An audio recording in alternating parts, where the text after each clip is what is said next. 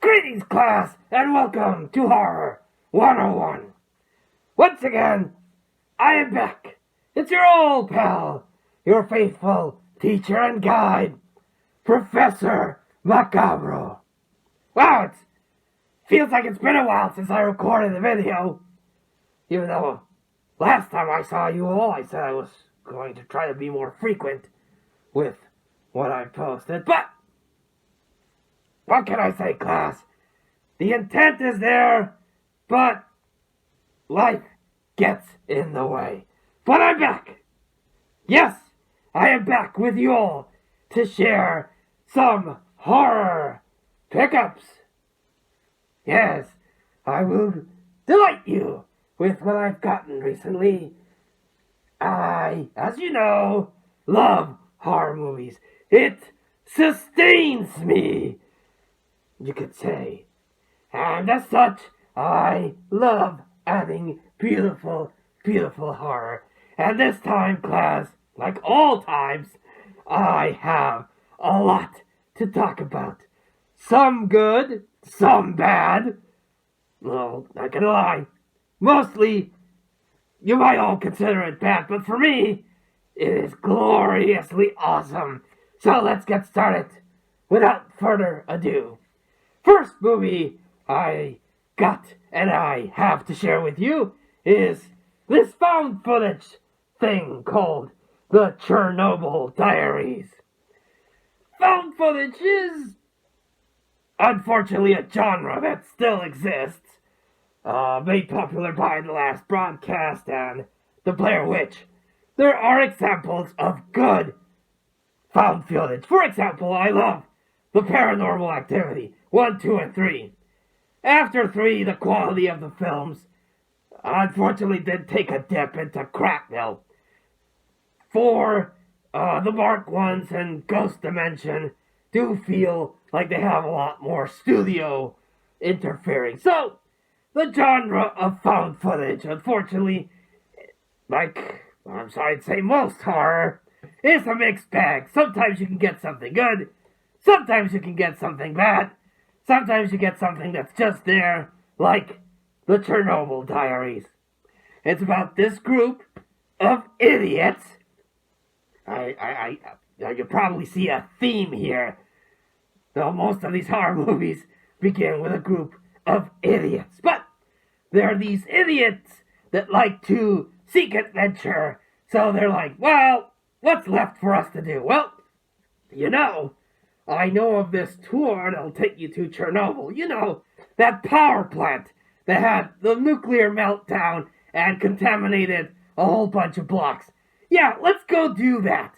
Because, YOLO, you only live once. Ha ha ha ha. And of course, as you can probably guess, this group of idiots gets killed. One by one. It's not the worst found footage I've seen, but not the best. Now this one, I picked up the Blu-ray DVD combo pack of Alien Covenant. Now, Prometheus was a divisive film. Some like it, some don't. A lot of people went into it thinking it was a Alien prequel. I visually enjoyed Prometheus. The characters are idiots. I'm not gonna lie, the characters in Prometheus are idiots. And in this one, the human characters are still freaking idiots. They're morons. But the one thing about this one is that it does feel like they were trying to recapture the magic of the first Alien. Especially at the end, it does feel a lot like Alien, suspiciously similar to Alien. And they do kind of mess up the mythology of the origin of the xenomorphs. But honestly, David, the android from the first one, has been tinkering with the xenomorphs. And it seems like he created something really good where they come like in spores and they infect people, and then you get I believe they're called the neomorphs. But he still thinks that the egg is superior, which I don't know why.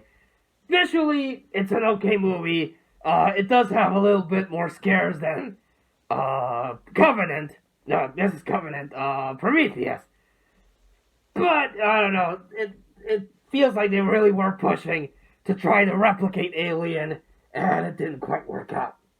Now this one, oh boy, am I happy to get this one.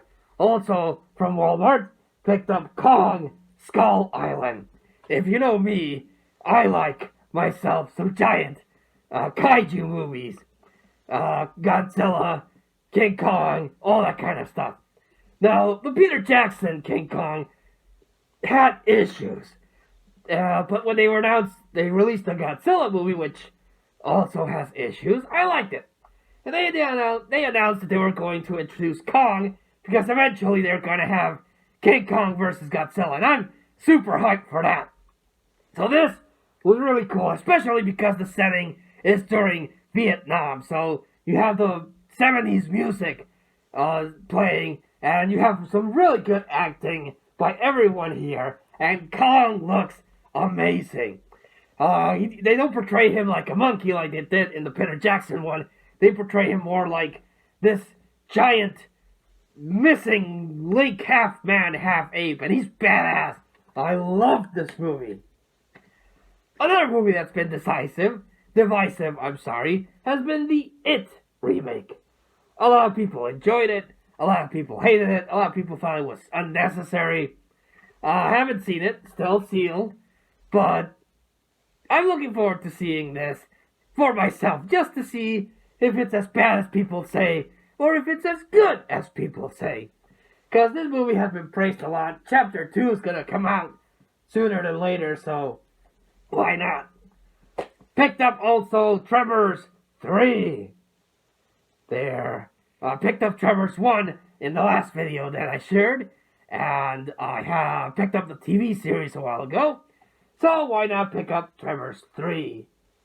Now this one segues immediately into the TV series, so now that I have the TV series, I needed this one, because this one is like the pilot, and then the TV series happened, so super happy about that. The next one I picked up is Python 2. Picked up, yes, Python 2. This is a movie about a giant snake. Think of a C version of Anaconda. Anaconda itself was a B movie, but this is a C movie. Yes. I just need Boa to get Anaconda. No, I already have Boa versus Python, so I need to get Boa. Now this one I picked up because I enjoy myself, like I said, giant monster movies. But there's a subgenre called the shark movies, and that includes your Sharknadoes and your Shark Attacks, and Jaws is also in there. Jaws is the superior movie, except Jaws 4. So, I picked up Megalodon. Now, last year I think it was last year, they released The Meg, about a prehistoric megalodon that escapes, and Jason Statham has to go kick his ass. This movie is before that, so I enjoy myself a giant shark movie. Going with the theme, continuing the theme of sharks, I picked up Deep Blue Sea, where scientists decide to experiment with sharks, as you do, and things, of course, don't go too well. But this movie is notorious because it has Samuel L. Jackson giving that inspirational speech before being killed by a shark, which is actually quite hilarious. But it has Samuel L. Jackson and Thomas Jane, the Punishers, in this. So you got that. This one is a blind buy. I've never seen this movie, but I like to give all horror movies a shot. And this is The Day After.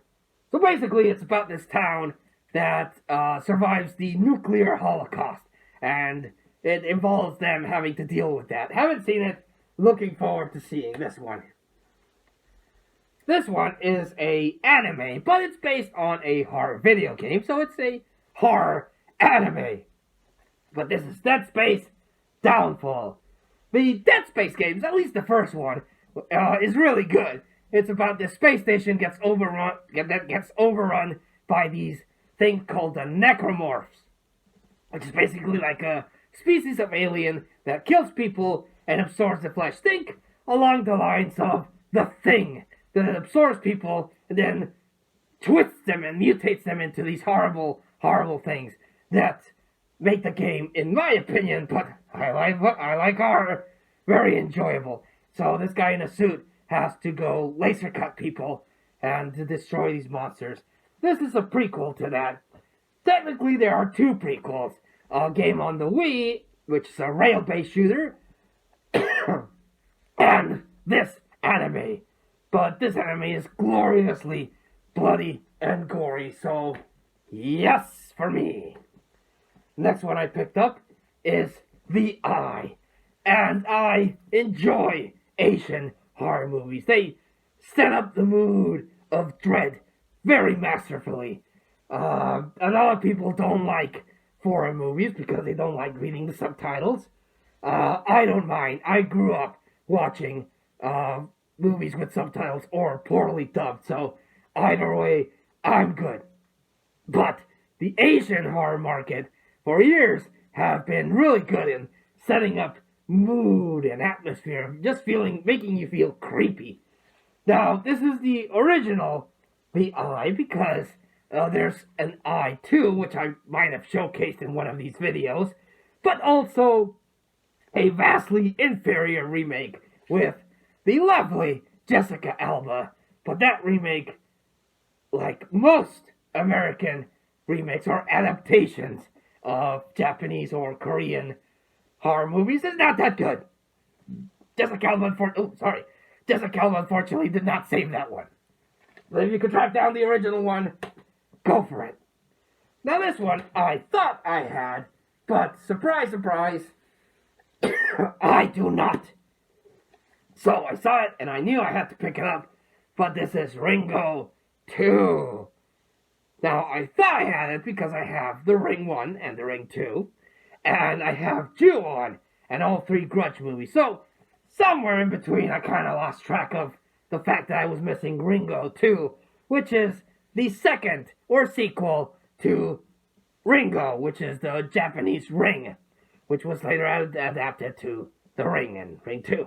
The Ring 2 is not that good. The first Ring is one of the first Japanese American adaptations, and much like The Grudge, the first one, those two were really good. After that, garbage was made. So this one is the sequel to the Japanese Ringo, and I'm looking forward to seeing this again. Picked up Krampus during the holiday season, because I needed more Christmas horror-themed movies. Krampus is like the anti-Santa Claus. Santa Claus brings toys to all the good boys, but to all the bad boys and girls, you get the Krampus. And he has the Christmas suit, but his face is so like frozen and horrible looking. And it's about this family that pisses on Christmas, so they become victims of the Krampus. And because of this movie, all of a sudden, Krampus became a big thing. Before this, a few people knew about the Krampus, but now it's a big thing, and they have festivals and stuff. Kind of got out of hand there. Now, I already own this DVD, or this movie on DVD, but I picked up... oh, sorry about that. I picked up this Anchor Bay release of Army of Darkness.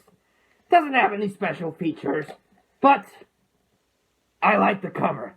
Because the cover that I have is the one with Ash standing tall and the Deadites beneath him.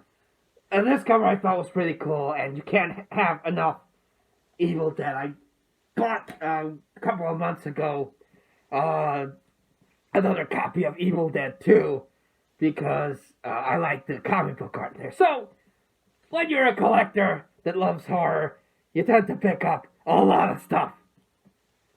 Now this one is one of those cheap box of horror things that you can find at Walmart or anywhere else. I picked it up because I thought that the two movies that are showcased here were different movies. I saw on the back here that because it's public domain, a lot of these box sets have Night of the Living Dead. It also has the original Little Shop of Horrors, and it has Carnival of Souls, which I already own in single disc. But this one says that it has Piranha and Maniac. And I thought, wow, it has the original Piranha movie that, if memory serves me right, was directed by James Cameron. And the Maniac one, the one where Tom Savini is in a car and then someone shotguns his head and it blows up. That's awesome. I'll pick this shit up. But, no, it's bait and switch. It's a Piranha movie that has nothing to do with that Piranha movie that I was mentioning. And Maniac has nothing to do with that Tom Savini movie. It's a 1930s movie about a mad scientist. Really disappointed. Really, really disappointed. But I didn't have those two movies. I didn't have Little Shop of Horror, so I didn't pay that much for it. Not that big a loss, I guess. This one I picked up, not a good movie. It's riding in the wave of The Ring, because, The Ring is a cursed videotape. This is Fear.com, about a cursed website that you log in and then you die. So, not ripping it off at all. No, not ripping it off at all. But not that good, to be honest. Now this one, blind buy, didn't know anything about it. It's a Spanish movie called Time Crimes, or Crímenes as it's called in Spanish. But it's about this guy that his wife leaves to work and he's staying at home and then he witnesses a murder. And then he goes like, holy shit, I saw a murder. And he encounters this professor that allows him to time travel. And he keeps time traveling and he just creates this really complicated but well done bunch of paradoxes. And then when everything's revealed, you're like, holy crap, what the hell did I just saw? But I felt it was well done. I saw this one because I'm a sucker for horror and time travel. And this is one of the few movies I've seen that handles time travel and horror in an interesting way. It's more like a thriller, but it does still count, and I thought it was pretty cool. So, nice surprise for a blind buy. Now this one, I'm also considering horror because it was made during... Sorry about that. It was done during Disney's experimentation with more adult themes. When they released movies like The Black Cauldron, or Return to Oz, or what I've actually been hunting for a while, The Watcher in the Woods, or Something Wicked This Way Comes. So they were experimenting with trying to make more adult theme movies. Some worked, some didn't, but one that I've been trying to track down, and I'm super happy to finally own it because, as far as I know, it hasn't gotten a Blu-ray release by Disney, and the DVD is out of print. But this one is The Black Hole. It's about this spaceship that docks with a bigger ship, and when the crew encounters only the lone scientist that's like, well, I'm the only survivor because all my crew died, and but I have all these nice robots that help me out. And it has the baddest looking, not bad in a bad way, but the most badass looking robot bodyguard called Maximilian. It's this giant hulking red robot that looks like, every time he's on screen, they build him up to be really menacing. And they can tell that the Doctor's not all there, but it has Anthony Perkins from Psycho in this movie. And I thought it was really good. And spoiler alert, skip this if you haven't seen The Black Hole, but it's a really old movie, so if you haven't seen it, whatever. But at the end, they have this really kick-ass shot of hell on a Disney movie. Hell in a Disney movie. I'm like, holy shit, that's awesome. So I'm really happy to finally add a copy of The Black Hole to the collection. Next up, I've been hunting down for these midnight movie double features for a while now, and I found this one. It's a Vincent Price double feature with The Comedy of Terrors and The Raven. with Vincent Price and Boris Karloff. These releases are really cool, in my opinion. You get some really obscure movies for a good price. But I do know that these have also become out of print because MGM had the licensing for some of these movies, but then somehow they lost it and they got picked up by Arrow and Shout Factory. So these are kind of hard to find, but really cool when you do come across them.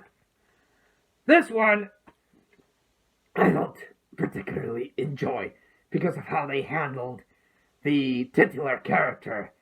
The Texas Chainsaw Massacre is a franchise that has ups and downs. The first one, a classic.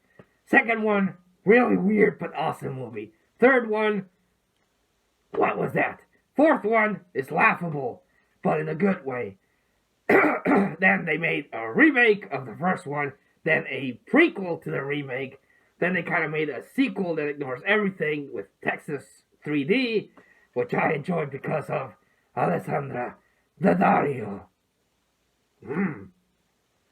So that one was okay, and then they made this pile of crap called Leatherface, which is a prequel to the first one, another prequel, but goes back really back behind, trying to explain how Leatherface came about. And honestly, you don't need to know how Leatherface came about, but you would think that Leatherface is like a mentally challenged person, but in this one, nope, he's an emo kid. Garbage movie, don't watch it. The only reason I picked it up is because I want to complete the Texas Chainsaw Massacre collection.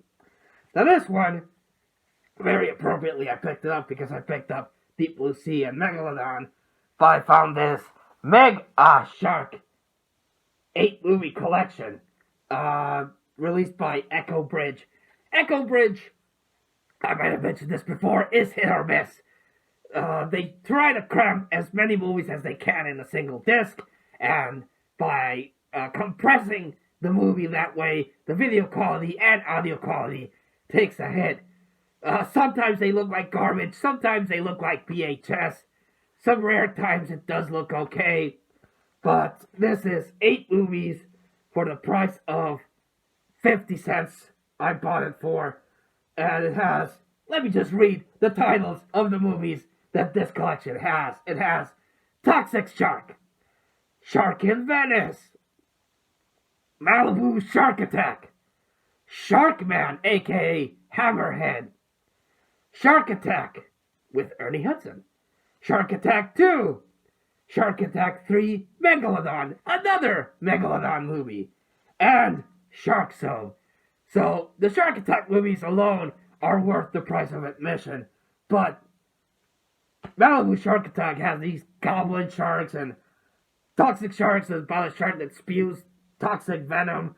And Sharkman, I've seen it. It has Jeffrey Combs.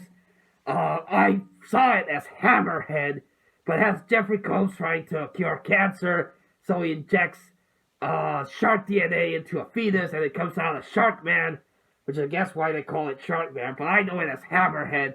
That was cheesy movie, but looking forward to seeing Shark Zone, which I've never seen, or Shark in Venice, which I've never seen. And the Shark Attacks are just cool, though, and especially Shark Attack 3. Shark Attack 3, I'm going to do a review on that one. I promise I'm going to do a review on that one as soon as I can, because that one, I have a lot to talk about with Shark Attack 3 Megalodon. Almost done. Picked up another one of these MGM midnight movies, but this is curious for the MGM because they started releasing single disc movies, and then they started releasing these double features, and there are a couple that are 3 features or 4 features. But this is a single feature of a movie called The Angry Red Planet.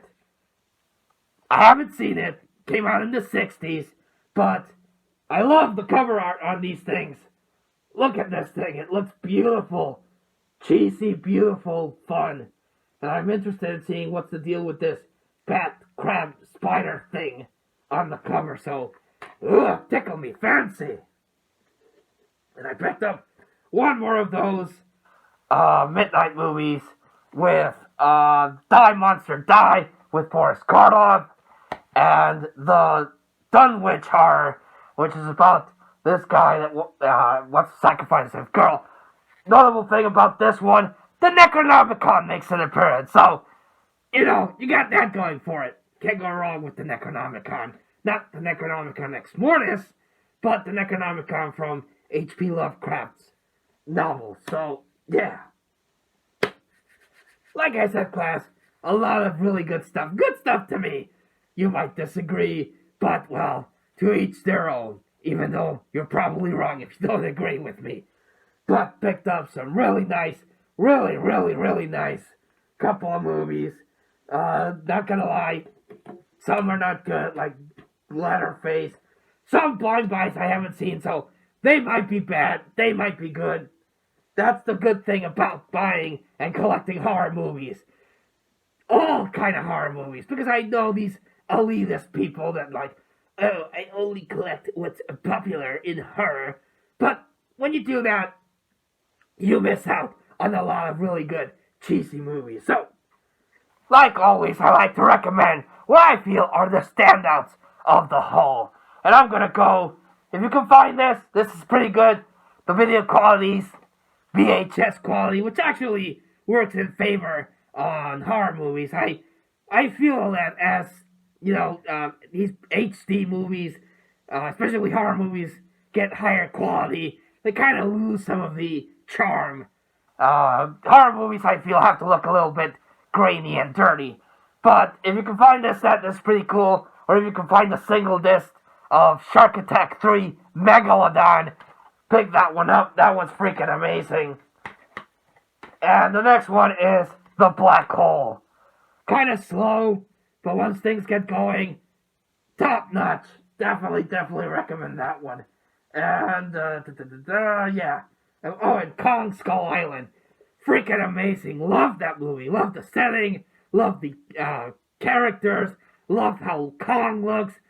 Just make me hype to go see, when it eventually comes out, King Kong versus Godzilla. If it's this Kong against the Godzilla that's gonna come out, because King of the Monsters is gonna release this year. And that's gonna be good, as long as they don't cut from the fight scenes like they did in the first one. But anyway, class, that was the extensive, massive horror pickup video. Sorry I went too long, but, you haven't seen me in a while, so I might as well give you more bang for your buck. But a lot of good movies. I am going to try to work something out so I can do some reviews. I have a whole list of reviews that I want to do.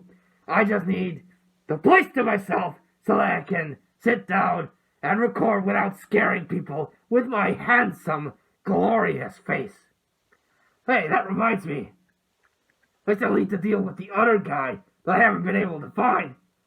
I have to get the Infinity Gauntlet out and see if I can track him down. Because I have seen him start posting videos, but I can't find him. It's like he's invisible and shit. But anyway, class, I'll cross that bridge when I get to it.